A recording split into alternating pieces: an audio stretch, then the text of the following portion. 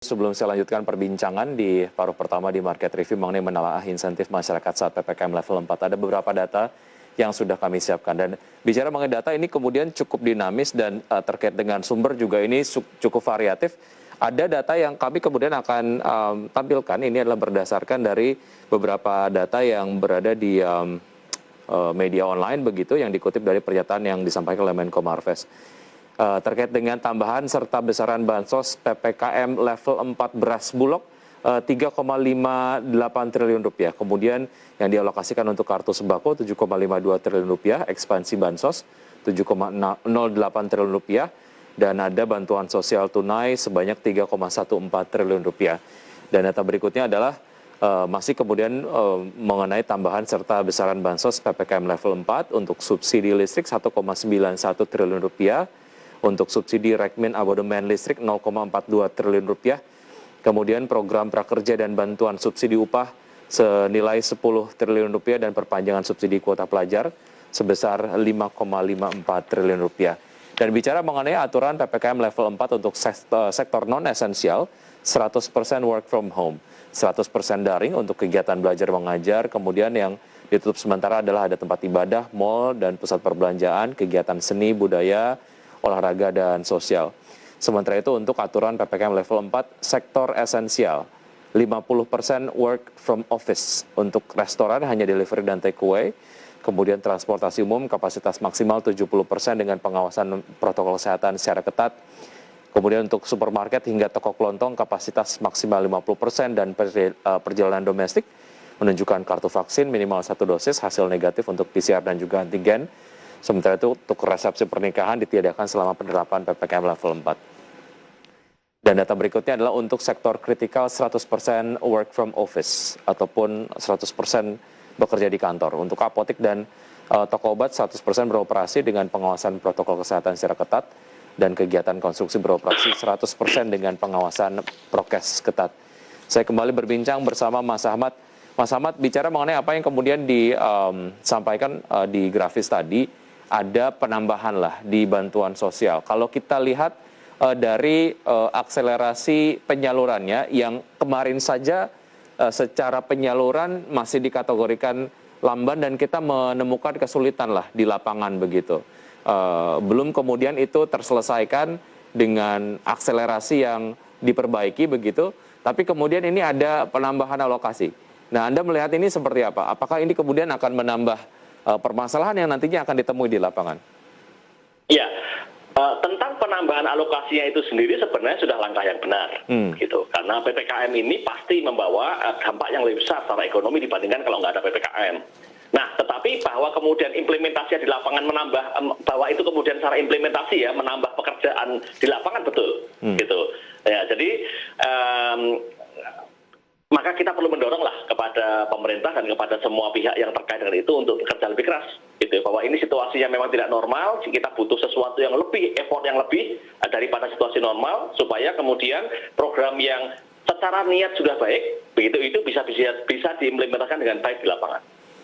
Baik, apakah itu hanya terjadi di saluran bantuan sosial tunai saja, ataupun mungkin juga terjadi di program bantuan sosial lainnya seperti kartu sembako misalnya begitu? Kalau kita kembali ke asumsi tadi, data yang kemudian sudah disampaikan dari pernyataan Menko Marves, ada untuk BPNT atau kartu sembako tambahan anggaran 7,52 triliun rupiah dengan target penerima 18,8 juta KPM, 200 ribu rupiah per bulan diperpanjang hingga Agustus. Dari segi penerima, bagaimana Anda melihat program ini? Apakah kemudian ini juga akseleratif, dan secara ketepatan apakah memang juga tepat? Masalah dasarnya sebenarnya sama, meskipun nanti variasinya agak berbeda tergantung bentuk bantuannya ya.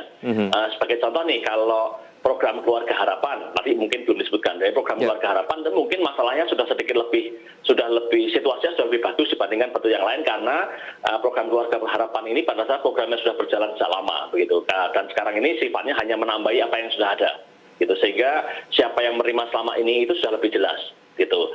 Nah, sementara berbeda untuk bansos tunai gitu. Untuk bansos tunai ini datanya masih berubah-ubah gitu. Nah, untuk kartu sembako masalah data masih berlaku, tetapi nanti ada tambahan isu karena di situ yang dibagikan adalah barang gitu ya. Kalau yang bansos tunai kan diberikannya dalam bentuk uang begitu melalui rekening. Nah, sementara kalau kartu yang sembako ini kan bentuknya barang. Nah, di situ nanti akan ada kompleksitas tersendiri terkait dengan barangnya itu sendiri. Baik, terkait dengan subsidi listrik ini juga disebutkan. Bagaimana Anda melihat efektivitas dari program subsidi listrik ini? Dan kalau dilihat dari kepraktisannya, apakah ini cukup friendly untuk kemudian masyarakat penerima manfaat dapat mengakses subsidi ini? Karena beberapa temuan di lapangan begitu, banyak masyarakat yang kemudian mereka nggak sadar bahwa mereka mendapatkan subsidi karena ada beberapa step-step yang mereka harus lakukan lah. Nah, Anda melihat ini seperti apa, Mas Ahmad? Betul. Dibandingkan yang lain sebenarnya subsidi listrik itu termasuk yang paling mudah. Paling mudahnya adalah karena penerimanya itu kan tinggal dilihat siapa yang dia berlangganan listrik kepada PLN 450 watt dan 900 watt. Kita tahu yang 450 watt itu nanti digratiskan, tidak perlu bayar tagihan listrik, sementara yang 900 watt mendapatkan diskon. Nah, ini sebenarnya dari sisi pelaksanaan paling mudah harusnya. Gitu, karena udah jelas siapa yang berlangganan itu. Nah, cuman memang di situ kan ada beberapa langkah yang harus dilakukan oleh masyarakat. Nah, di sini sosialisasi harus lebih kencang nih supaya masyarakat juga sadar bahwa dia harusnya bisa berhak loh untuk mendapatkan bantuan itu. Gitu. Ya, agar mereka mengetahui bahwa memang ya mereka mendapatkan subsidi ataupun mungkin insentif dari pemerintah. Oke, terkait dengan program prakerja dan juga bantuan subsidi upah begitu, tentu saja kembali lagi ke data yang tadi sudah disampaikan dan dikutip dari apa yang disampaikan oleh Menko Marves. Ada tambahan anggaran 10 triliun rupiah untuk target penerimaan 2,8 juta peserta. Lalu Anda bagaimana melihat program ini sebetulnya bisa menjadi satu program yang bisa dikolaborasikan dengan dunia usaha? Karena dunia usaha juga sempat kemudian mengeluhkan terkait dengan mekanisme insentif yang mungkin bisa dilakukan antara dunia usaha dengan pemerintah, yaitu adalah skema burden sharing. Ada misalnya pembagian porsi antara upah yang diberikan kepada karyawan gitu, sekian persen ditanggung oleh pemerintah, sekian persen ditanggung oleh pengusaha begitu. Sejauh mana ini menjadi program yang kalaupun memang mau dikolaborasikan menjadi satu program yang tepat? Ya, jadi sebenarnya antara program kartu prakerja dengan program subsidi upah itu agak berbeda. Ya, jadi dan kalau saya boleh memberikan penekanan sebenarnya dalam situasi seperti sekarang yang lebih membantu secara praktis itu adalah subsidi upah dibandingkan dengan program kartu prakerja, gitu ya. Karena program kartu prakerja itu tidak dikaitkan secara langsung dengan perusahaan yang memberikan pekerjaan, dan bahkan kita tahu bahwa sebagian terima kartu prakerja itu adalah justru orang yang bukan pekerja, gitu ya. Dan sasaran utamanya justru itu, gitu. Nah, sementara sekarang yang kita butuhkan adalah bagaimana nih mereka-mereka yang sedang bekerja dan perusahaan di mana mereka tetap bekerja itu terbantu, gitu. Nah, sebenarnya kalau saya boleh usul, gitu, sejak tahun 2000 sebenarnya bahwa di tengah situasi tidak normal seperti sekarang ini, saya tidak terlalu tidak terlalu menganggap prioritas penyaluran dana melalui program kartu prakerja, terutama di mana di situ ada sekian triliun yang harus dialokasikan untuk membayar penyedia pelatihan, gitu. Jadi itu sebenarnya kalau dialokasikan untuk mereka yang bekerja, kemudian tadi itu misalnya dalam skema-skema burden sharing ya, yang bisa membantu para pekerjanya dan juga para perusahaan-perusahaan pekerjaan mereka, menurut saya jauh lebih efektif di tengah situasi seperti sekarang.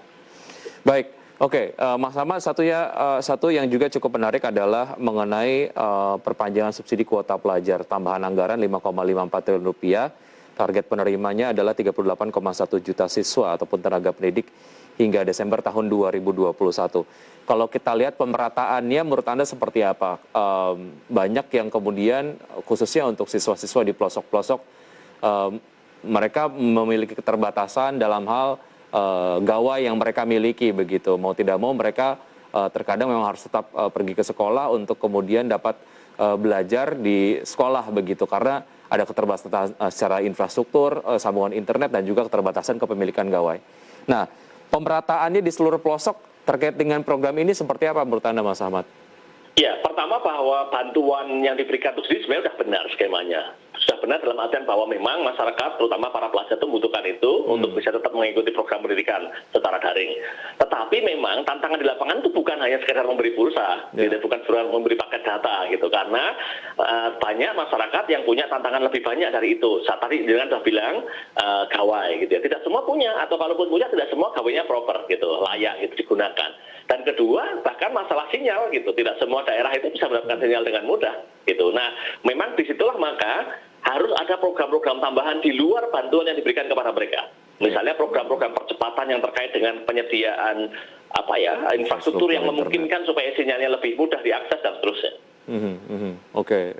Karena ini sebisa mungkin dapat menjadi sebuah insentif yang kemudian dirasakan oleh seluruh masyarakat di lapisan ekonomi manapun, dan juga secara luasan daerah juga dimanapun ini inginnya sih kemudian mendapatkan manfaat ini, karena mendapatkan fasilitas belajar yang baik adalah hak dari seluruh anak-anak Indonesia, begitu ya. Betul. Baik, oke. Betul. Tetapi kekurangan infrastruktur tadi itu tidak kemudian menghilangkan status bahwa pemberian bantuan paket data itu juga sesuatu yang baik, begitu ya. Jadi ini sifatnya menambahkan, gitu. Baik, oke. Sehingga akhirnya ada pekerjaan rumah yang memang harus dikebut secara cepat gitu. Betul. Terkait dengan pemerataan infrastruktur internet ini. Oke. Masih berkaitan dengan apa yang tadi sempat kita bahas di segmen pertama adalah mengenai mekanisme pengawasan. Bagaimana sebetulnya kita dapat melibatkan masyarakat sebagai whistleblower. Sehingga kemudian ketika whistleblowernya banyak, pengawasannya juga matanya banyak begitu. Mungkin sejauh mana kita punya mekanisme itu dan bagaimana sebetulnya pemerintah memberikan reaksi terhadap mekanisme pengawasan whistleblowing ini. Kita akan bahas usai jeda berikut ini, Mas Ahmad.